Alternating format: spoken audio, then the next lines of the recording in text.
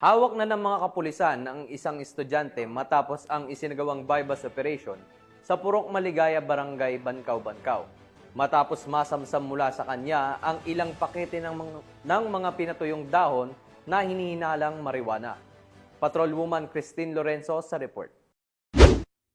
Arestado ng mga operatiba ng Puerto Princesa City Police Station 1 ang isang estudyante matapos ang matagumpay na bypass operation dakong alas 2:45 ng hapon nito lamang ika-19 ng Agosto taong kasalukuyan sa Purok Maligaya, Barangay Bankaw-Bankaw.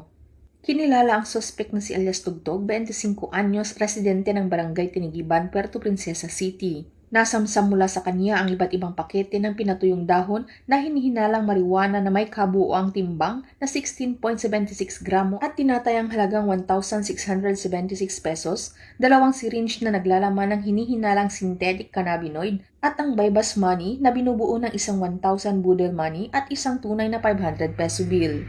Ang operasyon ay pinangunahan ng Station Drug Enforcement Team ng Police Station 1 sa pamumuno ni Police Lieutenant Victor D. Luvido sa ilalim ng superbisyon ni Police Major Ray Aaron D. Elona, katuwang ang PIDEA Palawan Provincial Office at Anti-Crime Task Force at isinagawa sa koordinasyon ng PIDEA Mimaropa.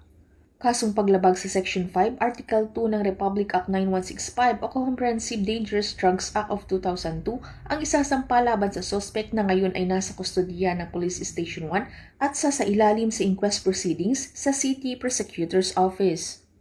Mula dito sa Home of the Police Eco Warriors, Calapan City, Oriental Mindoro, ako ang inyong PNN Correspondent, Patrolwoman Christine Lorenzo, alagad ng batas, tagataguyod ng Balitang Pulis.